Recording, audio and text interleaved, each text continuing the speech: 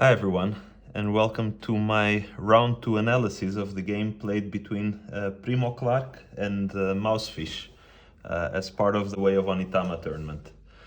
This is a very interesting match to analyze, and it's quite different than the previous matches I've analyzed in my channel.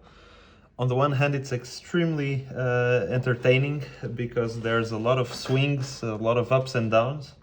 On the other hand, there are more inaccuracies than usual, and that's part of what gives this match this charm. So when I was reviewing all round 2 matches of the tournament, this was really the one that popped in my eyes as one of the most entertaining matches to watch, but also one of the matches where we can learn the most, because the inaccuracies we see in this game, they allow us to learn from it, and to hopefully try to improve our games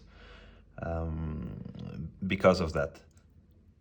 So this match was played between Primoclark, here with the blue pieces. Primoclark has a current rating, or at least at the time of this match, he had a rating of around 160 ELO points, which is not particularly high. I quickly checked his profile and I saw that he hasn't played many Onitama matches, I believe in the order of 20.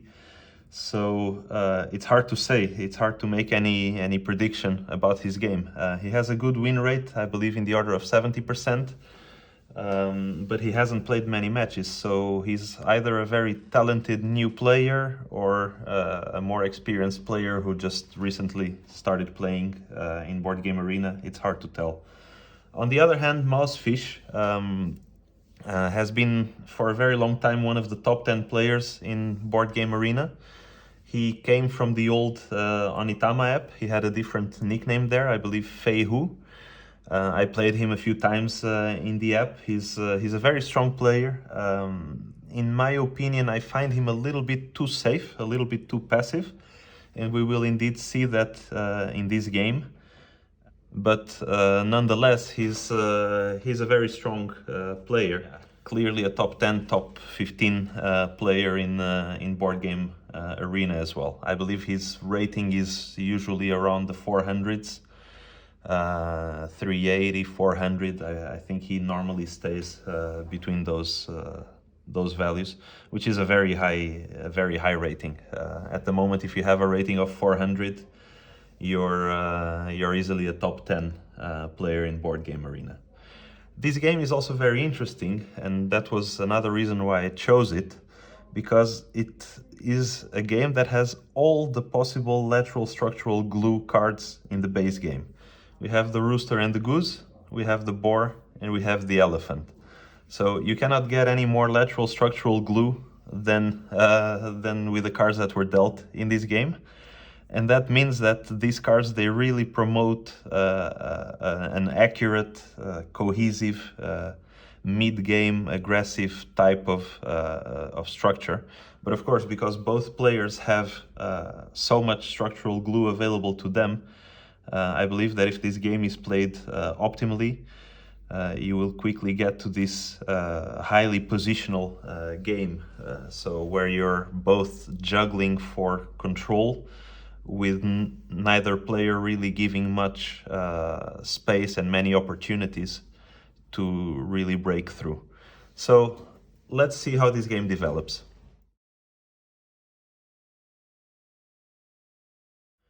Now, before I start playing the moves, you know that I like the traditional analysis of the cards. And here, as I pointed out in the introduction, we have massive amounts of lateral structural glue. We have the rooster and the goose, which are symmetrical cards to one another. We have the boar, a symmetrical card in itself. The elephant, also symmetrical in itself. So basically these 4 cards, they create a very symmetrical structure on the one hand, but on the other hand, they also promote massive amounts of structural glue. So I expect these type of structures, or these type of structures, to be incredibly strong in the mid game, and to be really the way to push through. So to try to come to highly cohesive, highly coordinated structures supported by these cards. Of course, if both players try to do that, the game will then become a game of attrition, a highly positional game, where both players will juggle their pieces a bit back and forth, trying to find a breakthrough. But indeed, this is the type of positional play that normally can be achieved when you have access to so many powerful cards with a lot of cohesive structural glue. The odd one out then in this set of cards, so if we take these 4 cards as one block, we have the odd one out, which is the rabbit. And the rabbit is normally nothing special. In this game, you will see that the rabbit will actually be a pivot card at the end of the game. Normally, the rabbit, I would say, is the odd one out, the weak card of the set. But here, the rabbit gives us one piece of information, which is the fact that it has a single diagonal and that it is a right diagonal. So that means that we have a majority of right diagonals compared to left diagonals. We have 3 right and 2 left. So it is fair to assume in the opening that we will more naturally converge to an asymmetrical opening towards the right side. So something like this is what I would expect from the opening. Another important axis, besides the huge amounts of structural glue and this odd one out card in the shape of the rabbit, we have another odd one out card of sorts, which is the boar. Now, the boar is the only forward movement card in this game. All the other cards are diagonal cards. And because of that, I want to introduce you to a very important concept, which I will cover more in depth in my Onitama beginner to master video. But that's the concept of colors of the squares. Now, when you buy an Onitama board, or when you make your own, like this is the case, you see that the squares of the board have no colors. They're all the same color.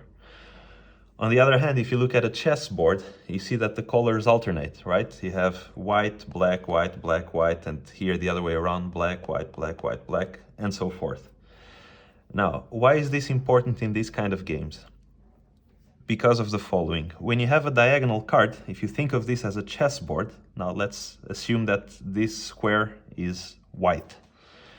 All of the diagonal squares would also be white. On the other hand, all of the vertical aligned squares or horizontally aligned adjacent squares would be the opposite color, right?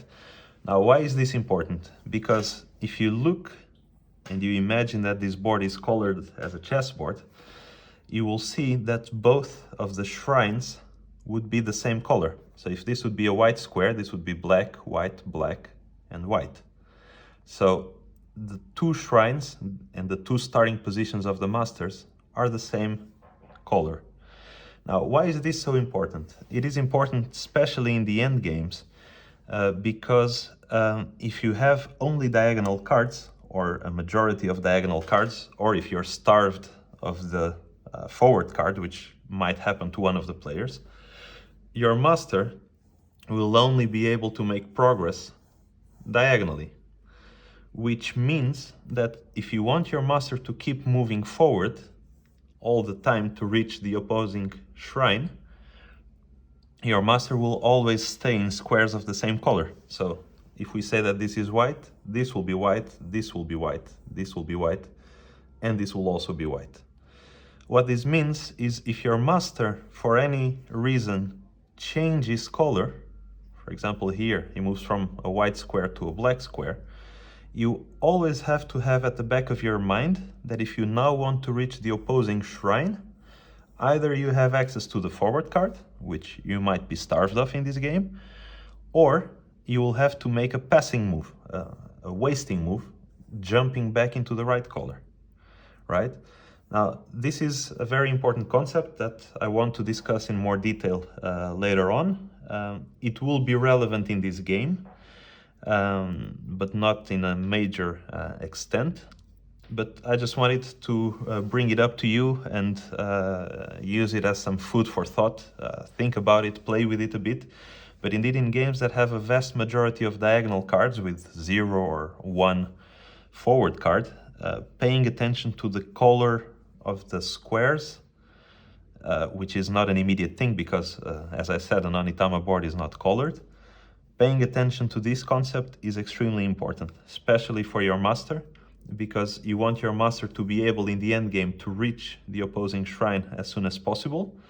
And that means that starting from an opposite colored square, as would be the case here, is usually a big disadvantage as compared to starting from an equal colored square.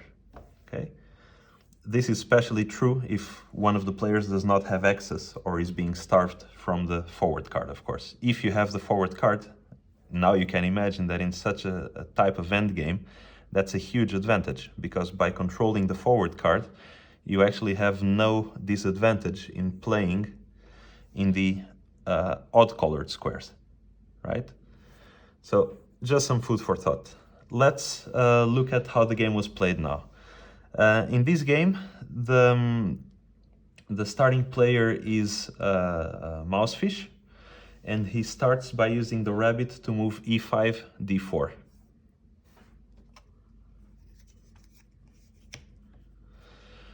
This is followed by Primoclark playing a1, b2.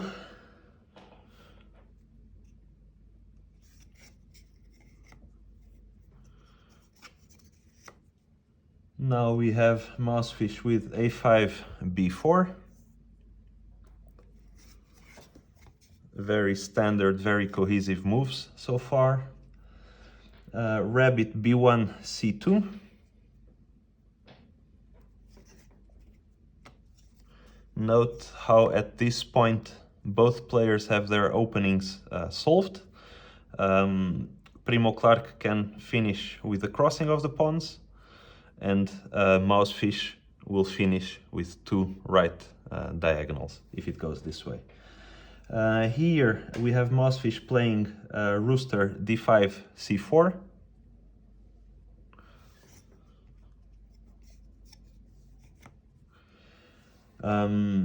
Goose e1, d2.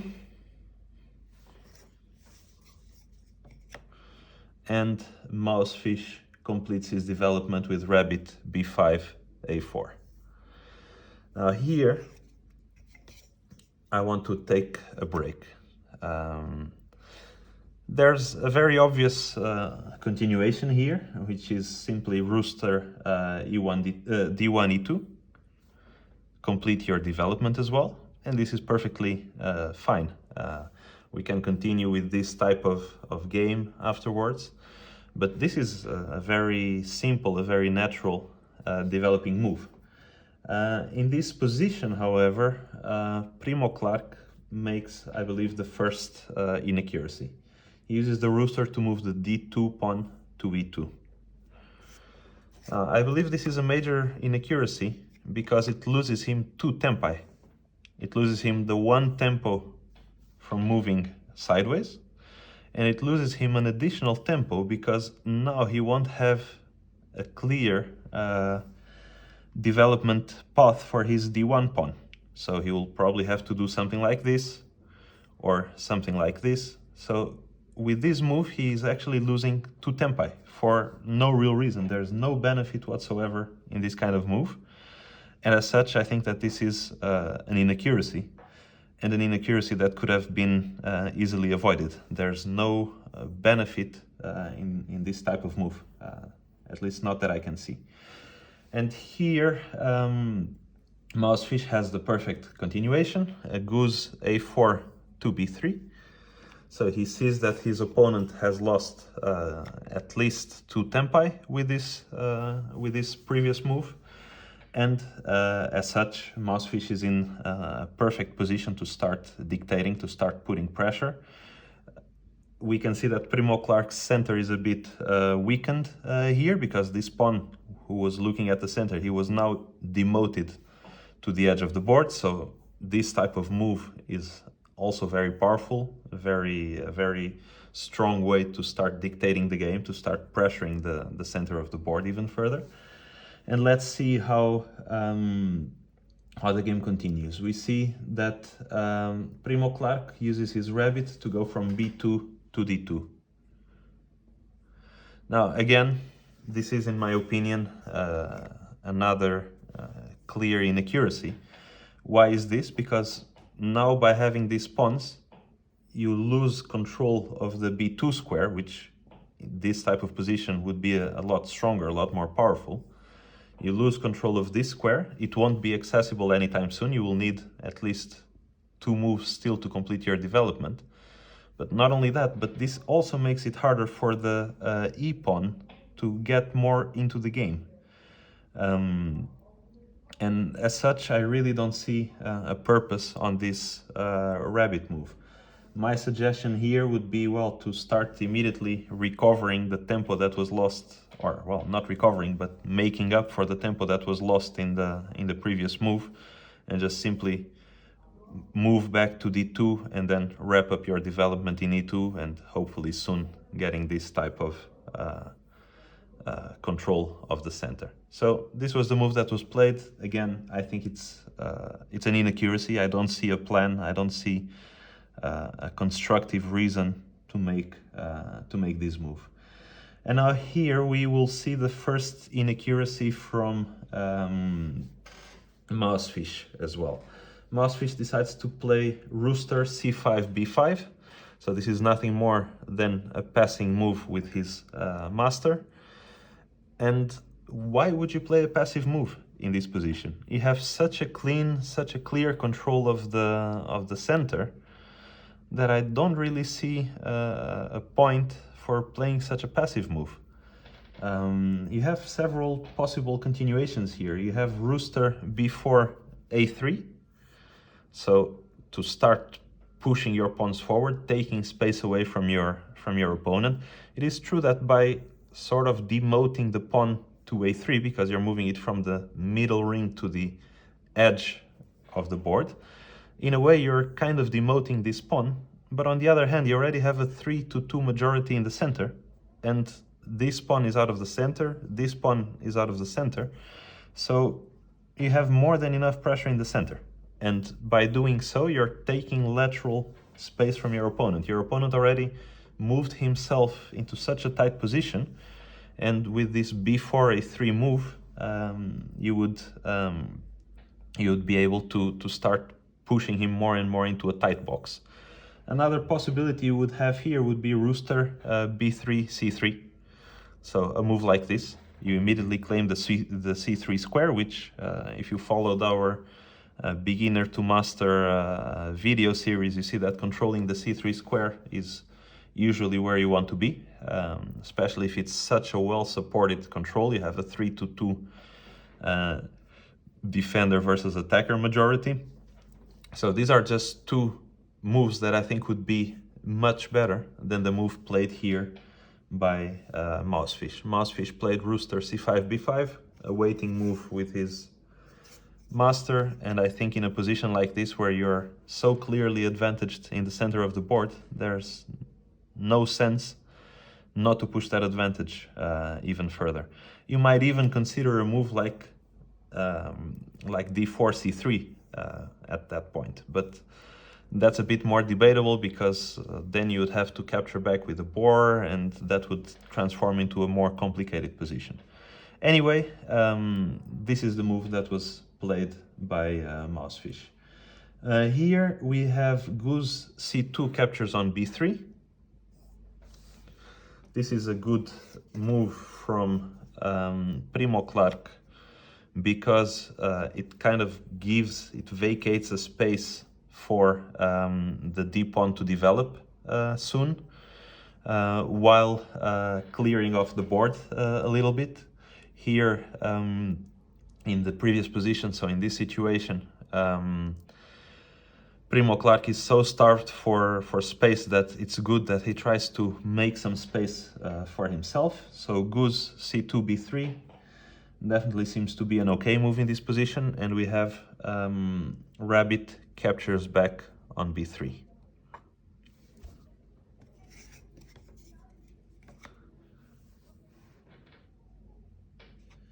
Now here we have the rooster moving from d2 to c2. This is the move played by Primoclark, and again, is this really a good move? Again, we're locking down our d1 pawn. So I would say in this position I would have preferred to simply use the elephant to complete my development instead of again locking my d1 pawn and needing an extra tempo to get it into the game. So yeah, again, I think I don't see a clear plan on how Primoclark is playing at the moment. And if you look at the position in the board, you see that Mousefish, despite playing a little bit too passive, is really controlling the center of the board better than Primoclark is. So Mousefish is clearly in a better position here. Next move, we have the goose from b3 to c3. b3, c3 with the goose. This is a very good move because you're claiming the c3 square, you're not even challenged in any way, because Primoclark is being starved of the forward direction. But here I think you have an even better move. Again, this is a little bit too passive, and I think even better would be with the goose to play b2 to c3, right? If you have such a nice control of the center, why don't you just promote another pawn to the third row instead of being more passive and just moving sideways? So I do think that here this would have been the more accurate move in this position. But anyway, b3 to c3 is also very good because it takes a clear and undisputed control of the center square of the board. Next, we have the elephant going from c2 to d2.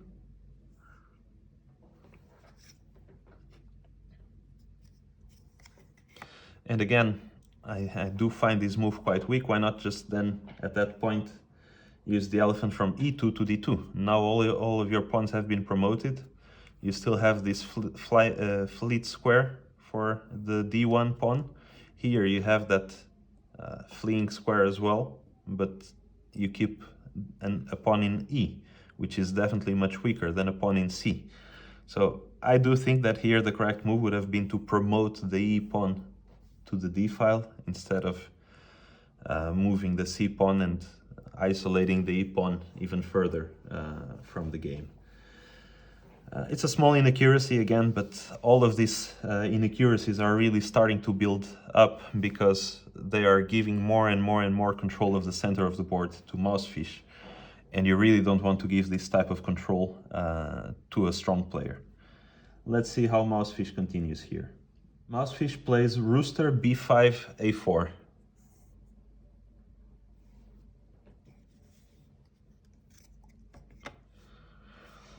This is an okay move.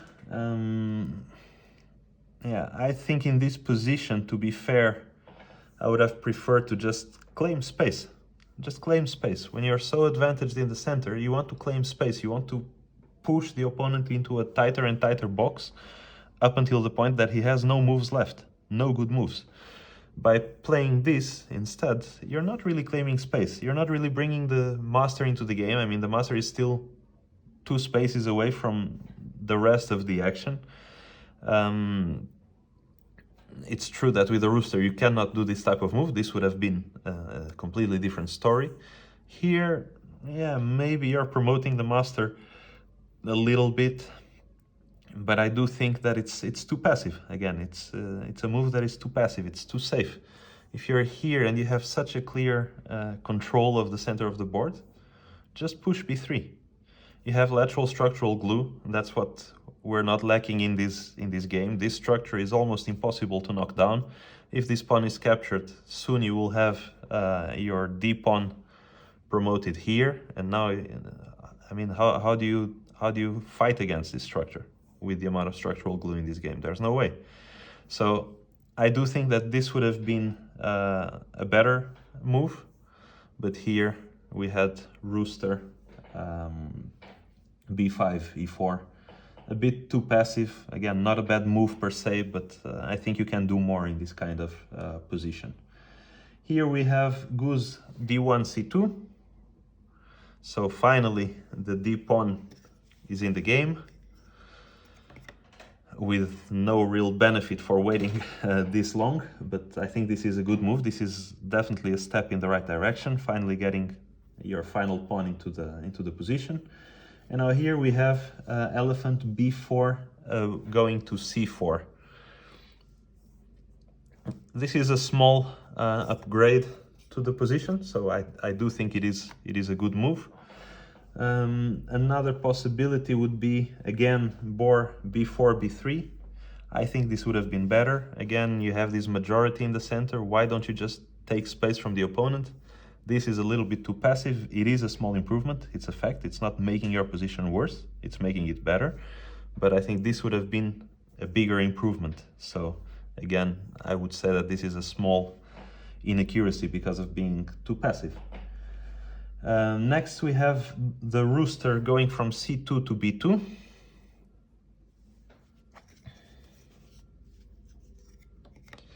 This is, I believe, okay. Start trying this idea of recentering your pawns a bit more. We have the pawn fairly well defended. So I do think that this is an upgrade for Primoclark. I think it's a good move. Next, we have goose c3 to b3. So here, Mousefish is following the c to b movement with his own c to b3 pawn movement. Again, similar story to the previous moves. I find this too passive. Why is this too passive? Well, if you already have control of c3, why are you losing that control? Because now it will be much harder to get back on c3 because he has two pawns looking there. If you already had control of c3, you can play better moves here. A crazy move in this position, and it looks quite dangerous, but it's actually very, very safe because with such a strong control of the center, the board is pretty much broken in half, which means that Primoclark will need a lot of time to get back to the left side of the board. So here you have a kind of a crazy move, but I do think it would be the best move in this position. Would be simply goose a4, b3. Now, you're starving your opponent of the forward direction, so that's okay, that's safe. It's true that maybe Primoclark would have a move like this, but at least you're getting more pieces into the attack, you know. There's no need to be passive when you're controlling the center by such a big advantage. So I do think that this type of move, which looks crazy on paper, it's not a very intuitive move. Even this would have been better than the more passive goose move that Mousefish played here. Here, Primoclark will continue his recentering of his pieces, and he uses the elephant to go from d2 to c2. So with the idea that in the next move he can finally finish his recentering of his pieces. I do think that this is a good move. There's just another alternative. If you would want to do this kind of reshuffling while keeping control of the elephant, you could also have used the rabbit to go back to d1 and then in the next move with the goose jump to c2. So it's just another alternative, just a different path to achieve the same end result. But here the move played was elephant d2 to c2. That's a correct move.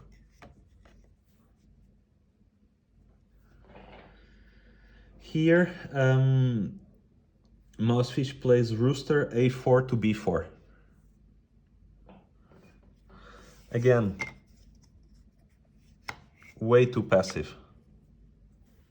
Why, if you have this control of the center, why do you keep playing passively? Why don't you just use, for instance, the rooster d4 c3? Why not such a move where you immediately break the position for your opponent? You have two pawns in the center. They're all supported twice, so it's always a 2 versus 2 defense structure. If there are any trades here, say if these two pawns go and these two pawns go, you have a pawn in the center. Even if this pawn stays and this pawn goes, you have a pawn one move away from the center. So why not just push your advantage? Why keep playing passively?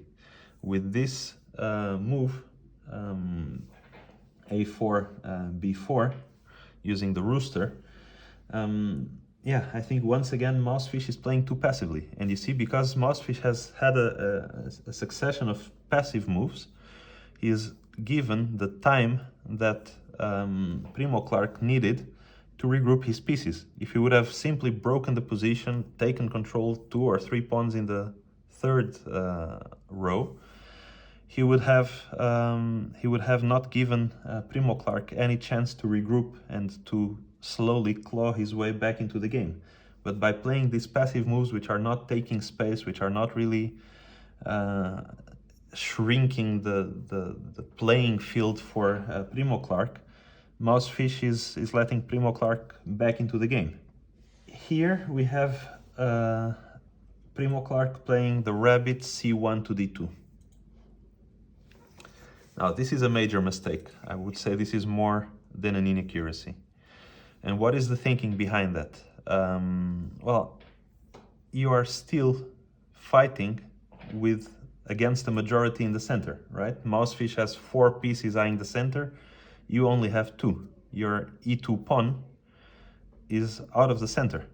So this would have been a much better move. Now, when you're weak in the center, when you're having a 2 versus 4 position in the center, the last thing you want is to bring your master into the game. Because if you bring your master into a weakened center, what will happen is these 2 pawns will be traded off, 2 of these pawns will be traded off, and you immediately get an attack on your master. You get an attack on your master, you're forced to fall back, you just lost to tempai, and now you have to fight against a succession of forced moves and forced attacks, which will allow your opponent to step in further and further and force you to step back further and further. So the last thing you want to do when you're in a weak position where your opponent has more pieces than you in a certain area of the board, the last thing you want is to try to reinforce that area with the master. Reinforce it with a pawn. That's perfect. Now we have 3 pawns versus 3 pawns. Minor imbalance because the master is contributing more than yours. But the last thing you want is to expose your master to a position where the opponent has a lot more control over that area of the board than you do. So I do think that this is a major mistake. Rabbit c1 d2 plays by Primoclark, and I'm quite sure that here there is a way that Mousefish can push for a mate in, I don't know, 5 moves, 7 moves. I don't see how you can avoid the mate here. You simply have to trade off pawns, get control of c3 again, kick the master back, move your master forward. This pawn is out of the game, the master will soon be falling back. That's all you need. I really don't see how this is not a lost position at this point. And here, indeed, Mousefish plays the correct move. He takes b3, c2, using the elephant. So he's playing with that precise logic of, okay, if I have a winning position, let's simplify everything, get control of the board, and use this as a pivoting point to let my master safely move towards the shrine while his master is cramped into a tight corner. So this is the perfect move. You cannot do much better than this at this point. And here we have d2 captures on c2 with a rooster. A necessary capture, but here, as you can see, you're clearly exposing the master to all sorts of attacks, and this pawn is too far to help. So this is precisely the kind of domino effect that I expect in this position. So let's see how the game continues. We have rabbit c4 b3. Again, very strong move. If your opponent is this exposed and you have this majority in the center, you just want to push. You just want to keep pushing against it. This does not come with check because unfortunately you got the rooster, but still it's a perfect pivoting point to in a moment promote your d4 pawn. So yeah, I do think that this is a great move. And here Primoclark plays an excellent move, in my opinion. He uses his goose to go from e2 to d3. So this pawn that was up until now out of the game, it had zero contribution to the game. All of a sudden it becomes a strong defense to stop this type of advancements. So he could have moved his pawn to d2 instead. It would have possibly a similar effect, but by moving it to d3, he's really stopping the advance as soon as possible. This is still, I think, a winning position for Mousefish, but I don't think in this position a passive move would have been enough. I think you would still be pushed further and further backwards, and by using this d3 move, I think that I think that Primoclark found the best move in this position. So to try to fight back the advance from Mousefish. Here we have Rooster d4, c4.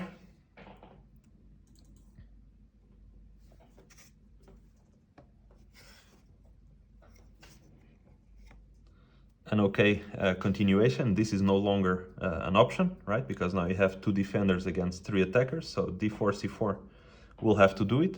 It's an okay option. We have a check on the master. We are attacking the d3 pawn at the same time. So I do think that this is a good continuation from Mousefish. And here we have a rabbit c2 to e2 from Primoclark. So using the jumping of the rabbit for, I believe, the first time in this game to just get his master out of trouble. Keep in mind that here it's impossible to hold on to both pawns, right? Because your master is in check. Either you choose to defend this pawn, which, yeah, it's not even possible in this position, or you choose to defend that pawn. So at least here you have a solid defense on that pawn.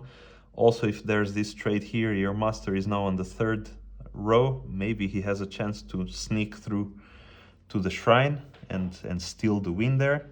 So at this point, it is impossible to hold on to this pawn, and I think this is a correct move. Note that in the previous move, when this happened and the pawn was there, you could have tried to save the pawn, but then there would simply be too much pressure on the master, right? Because if you try to save the pawn, this one steps in, and now there's no way out. So here, putting his master safely, getting maybe a chance to, at some point, jump onto d3 and try to run away with the victory if Mousefish is not careful enough. I think that this is the move. Of course, Primoclark is still in a very bad position here. I think Mousefish can push for a win, but I do think that given his dire situation, this is the best move he can play. Now here we have Mousefish capturing with the boar b3 in b2. Now, as you know, I always defend that when you're winning, when you're ahead, you have to simplify the position as much as possible. So I do think that here it would have been better to first take the d3 pawn and then take the b2 pawn, because that would have simplified the position a bit further. This capture would come with a check, so that means you wouldn't miss the opportunity to get your free pawn there. And that would allow you to trade away more pieces, simplify the position further. And the simpler the position is, the harder it will be for the opponent to find moves, especially when the master is isolated. He doesn't really have passing moves anymore. Every turn he has to move his master. So I do think that here the correct move would have been to just capture on d3 first to simplify the position further. But Mousefish, instead, he went straight to b3, b2 with the boar. It's a fair move. I just think that this capture first would have had a bigger advantage. It's still winning for Mousefish, of course. And here we have Primoclark playing e2, d2.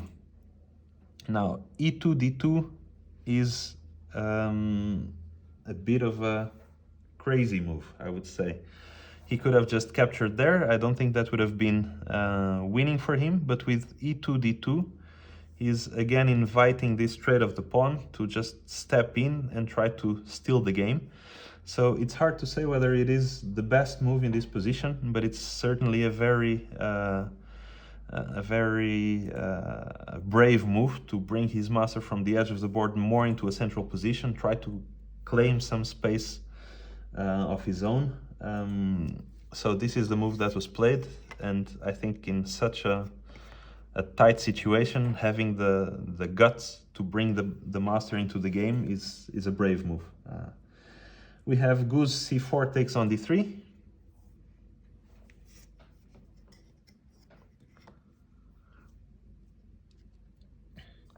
And now we have boar d2, d3.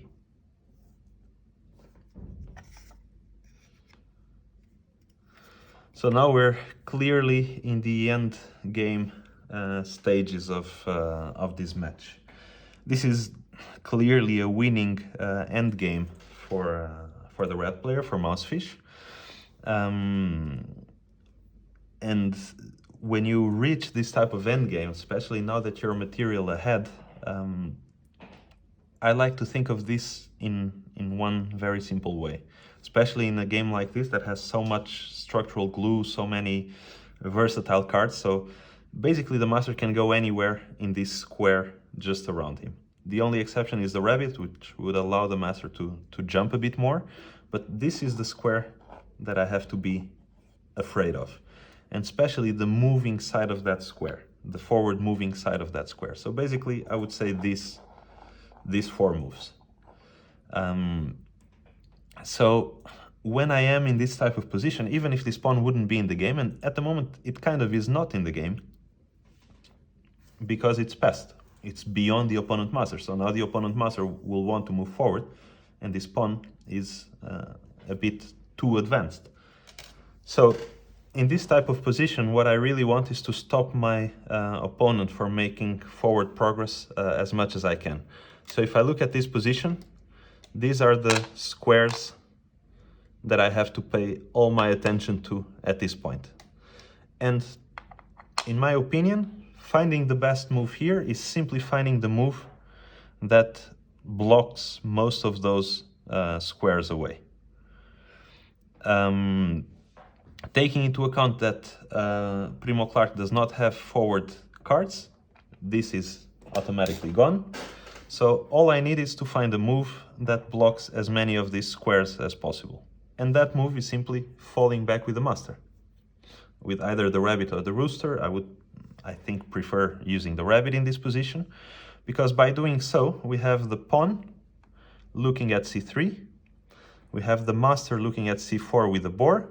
This is the only forward movement that is left for the master, for the blue master. But if the blue master comes here, and now the moves that I care about are these ones, I can very easily start smothering the opposing master. So actually in this position where I control all of these squares, the opposing master cannot move forward, he cannot move backwards. This is actually mate. So this would not be a possible continuation for the opposing master. So if I would make this b4 to c4 move, basically I would also indirectly be blocking this move. So in other words, I would be forcing the master to move backwards, right? I wouldn't allow him to keep making progress forward. So this is, to me, clearly the best move in this position. However, this is not the move that Mousefish played. Instead, Mousefish played rabbit b2 to c3.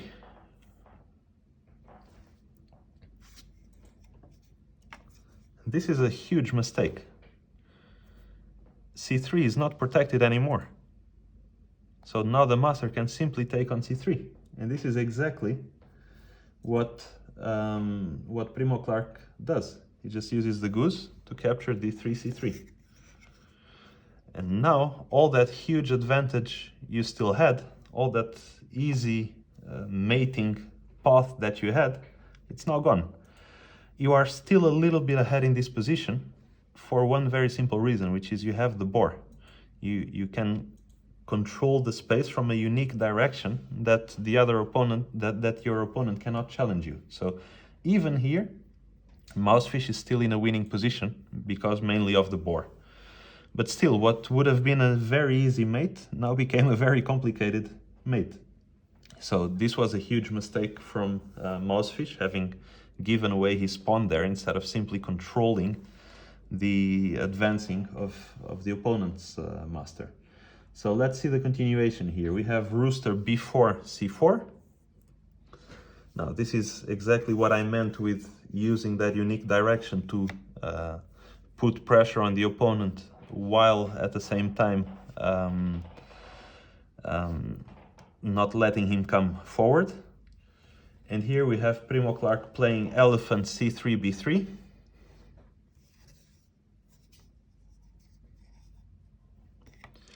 And note that this position is still winning for Mousefish. Again, let's look at the candidate moves, at the candidate forward moves for Primoclark. Primoclark has the rabbit, and Primoclark has, so the rabbit jumping to d3, and Primoclark has, with the rabbit or the rooster, jumping onto c4. All you have to do in this position is prevent these two moves. And without these two moves, Primoclark can move here. These are the other two move possibilities he has. This one is quite bad, of course, because it's getting pushed into the edge of the board. So now your master, with all the structural glue we have, can easily start stepping in and walling Primoclark's master. So this is not really a good option. But this would be the three moving options of Primoclark. So what is the correct move here? What is the move that shields all these three options? Well, it would be goose c4 to d4, right? Because we have the elephant looking at the c squares and we have the boar looking at d3. So instead, what is the move played by Mousefish in this position? Instead of the correct c4, d4 with the goose, which would defend all the critical squares. Instead, Mousefish keeps following Primoclark's master with goose c4 to b4. And by doing so, he still keeps an eye on these two squares. They're definitely not an option anymore. But he forgets about the d3 square. And this d3 square is now winning, because now the master is further forward than yours. So Primoclark's master is on the third row and Mousefish's master is on the second row. And now when Primoclark sees the rabbit jump, it's game over. And it's game over for Mousefish. So what is the continuation in this position? Well, now Mousefish is the one on the back foot. He cannot really wall the master anymore. So now the blue master, Primoclark's master, has these possible moves. And how do you wall all of them? Well, the answer is you don't. You can use boar b4, b3, and that will wall these two, but it will leave these two, and most dangerously it will leave e4. So boar b4, b3, and now of course the most dangerous one is d3, e4 with the rooster. So that's the one that that is chosen by Primoclark. Now here, what are the dangerous moves? Well, here we have actually a path. So these two are the dangerous moves. How do you stop both of them? Well, that's the move that Mousefish found. B3, C4 with the rabbit. That's a very good move. That's the only move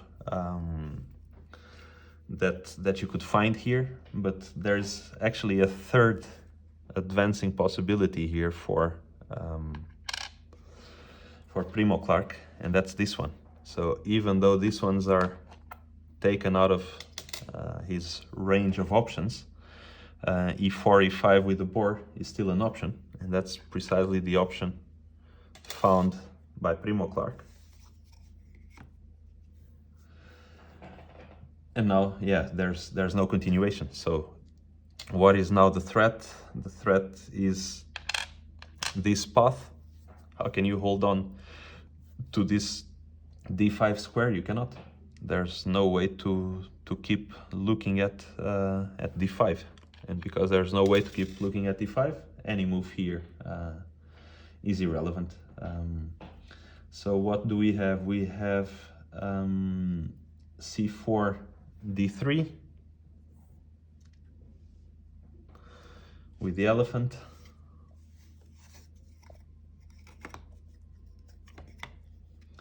We have goose, e5, d5.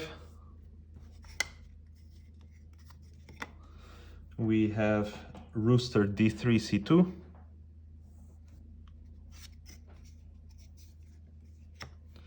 And we finally have the elephant winning with the way of the stream for Primoclark. So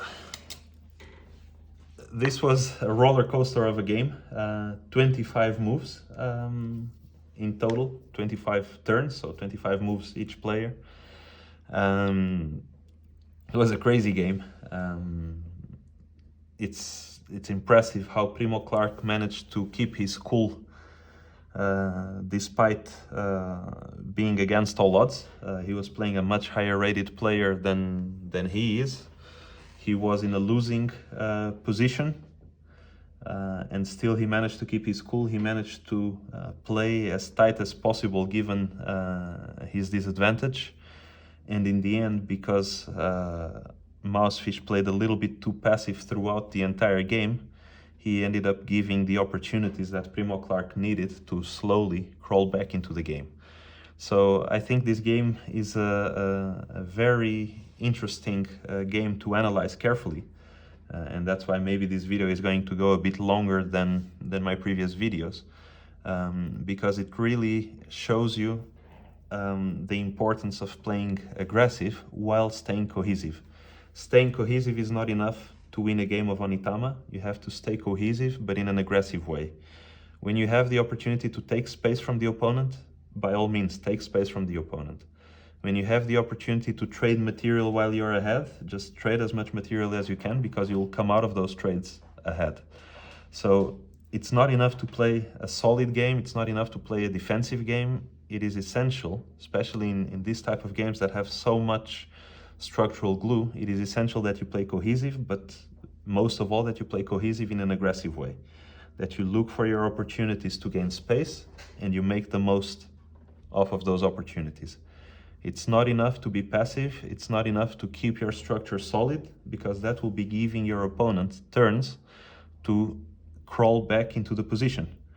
In this game, it was clear that Primoclark was the one in a tight spot, in big part because of his weak opening and the amount of turns that he wasted in the opening by playing passive moves that did not contribute to his opening. But after the early game, after the opening, where Mousefish clearly came out ahead and clearly came out with a much better control of the center, by playing passive, he ended up giving all this tempo back to Primoclark. So it is very important that you play aggressive, that you don't play passively, and especially that you stay cohesive, of course, but stay cohesive in an aggressive way. When you have the chance to take space, take space. When you have the chance to exchange material while you're ahead, exchange that material. And in the end games, be very careful. Always check carefully what is the box around your opponent's master, what are the critical squares, especially the squares moving him forward, giving him progress, and find the moves that take the most off of those squares. It is that simple. Especially when you have a master versus master endgame, just find out what the squares are that your opponent can use to make progress and cut those squares. Don't play blindly, don't play mechanically. Keep playing smart even in your endgame. Many endgames can be mechanical, especially when there's a big advantage, but still calculate and think carefully what is your move that narrows down the options of the opposing master. Anyway, this is all I have for today. I want to thank Mousefish and Primoclark for this incredible game they played. It was very entertaining. It was a true roller coaster of a game. I wish them the best luck for the next rounds. I hope Primoclark can follow through on this huge win he had, beating a player who is much higher rated than he is. And I hope that Mousefish can quickly recover and win many more rounds throughout the tournament and end up in a top position, because I'm sure he's one of the top players in Boardgame Arena. This is all I have, so thank you for joining. I hope you enjoyed the video and I hope you managed to learn something from it. And I'll see you around in the next video. Thank you.